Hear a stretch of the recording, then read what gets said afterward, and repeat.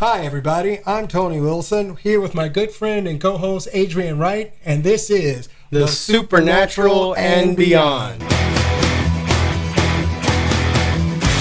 Well, we've been going through a very interesting study on the difference in astronomy versus astrology.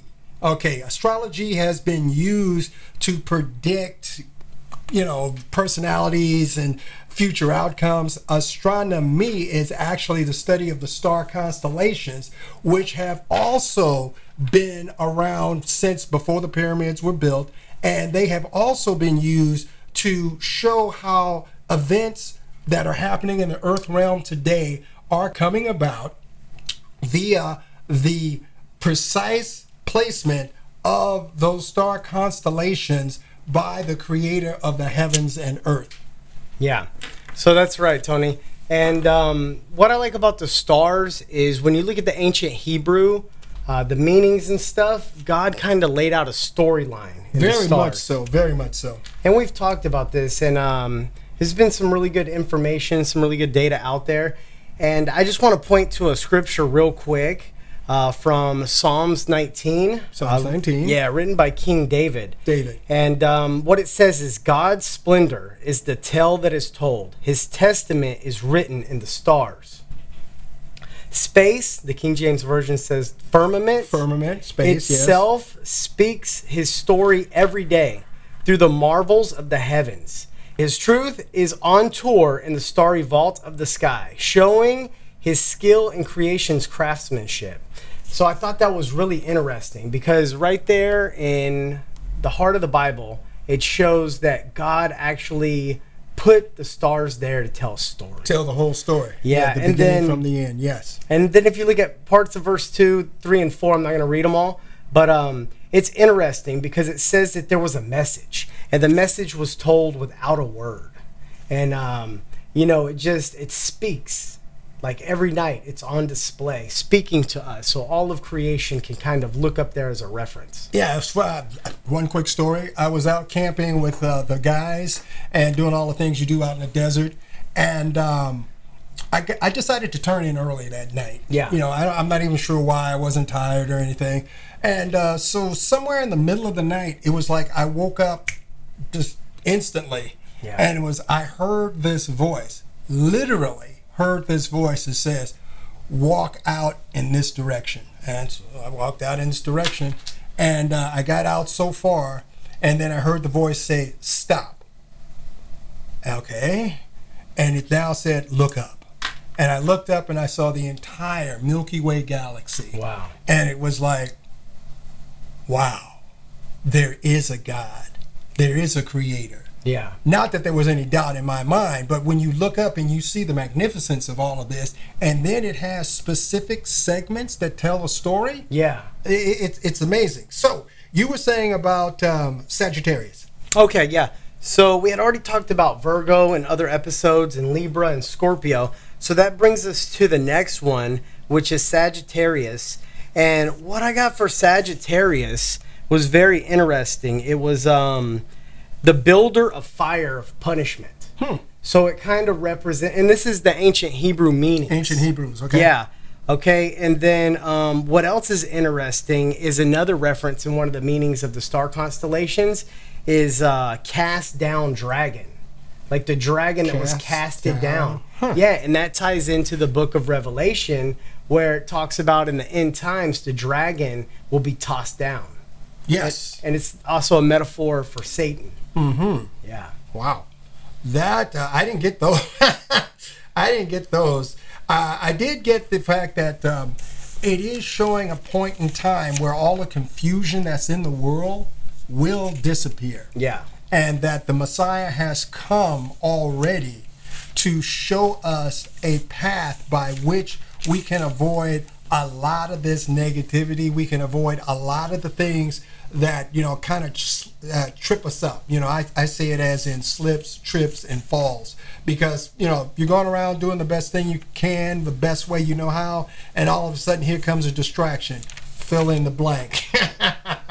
And then all of a sudden, all of the good things that you were doing suddenly just like poof, vanish into like a vapor of smoke. Yeah, life is but a vapor, right?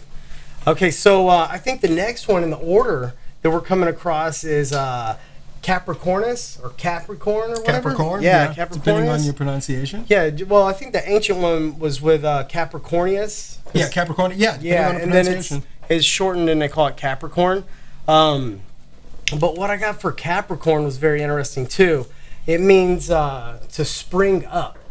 It also means like new life. New life. Yes. Yeah. Yes, I found and that then also in the meaning of it, it also means something from life to death. So like, and then in the other star constellations near it, the deacons. The deacons, right. There's a reference to the corn. And the Messiah, when he was on earth, in the Gospels, it talks about you must be like the corn that goes into the grave, Into the ground, yeah. and dies, and then becomes new fruit, new Right. life. So death to life. I thought that was very interesting.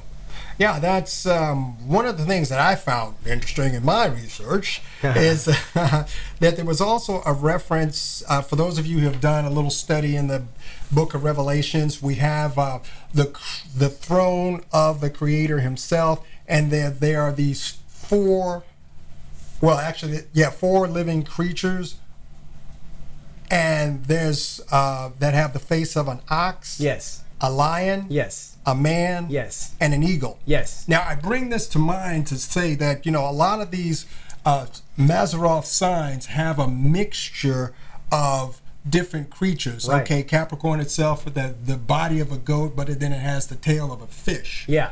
So it's like, it's not unusual in the supernatural realm for Right. things to be combined symbolically, so that when you think about it, oh yeah, the fisher of men and the head of the goat and all of these different things. It's amazing. Well, what you said is perfect because that's referenced in Revelations. It's also referenced in Ezekiel. It was That's an right. encounter that That's Ezekiel right. had. That's right. Right. Right. And it ties together. And Ezekiel saw that realm. And John from Revelation, he saw that realm too.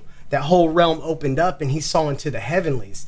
And then if you read other parts of the Torah or the Bible, it's also in Isaiah too, because there's the living creatures. There's living creatures in the heavenly realm, a realm that's different from ours. Yeah, there's a lot of things that we haven't seen. We're used to Right. looking at people and dogs and cats and cattle, but then when you start combining them, just want to throw it out there that back in Genesis, there was genetic engineering. Yes. Genetic The days of Noah. manipulation. Yes, as in the days of Noah, as in now. That was far-fetched back in the 30s and the 40s. But Right. now we have CRISPR, where they are actually cross-breeding certain animals and humans, and they call them chimeras. They were calling them chimeras then, but now they're genetically engineering these things. So Yeah, to and see cloning. and cloning, that and stuff. cloning, Yeah, on and top of it. cloning on top of all of that. Who Yeah. wants these abominations? Exactly. So leading us into the next star cluster kind of story is Aquarius. And I thought Aquarius was very interesting because, you think you go to the aquarium. So Aquarius has to do with water, right? And so Jesus is also referred to as the living water. But what I found with Aquarius was it was water from on high. Okay, which kind of ties into living water, which also ties into the good news. So some of the star clusters in that cluster also tied into the good news, the gospel.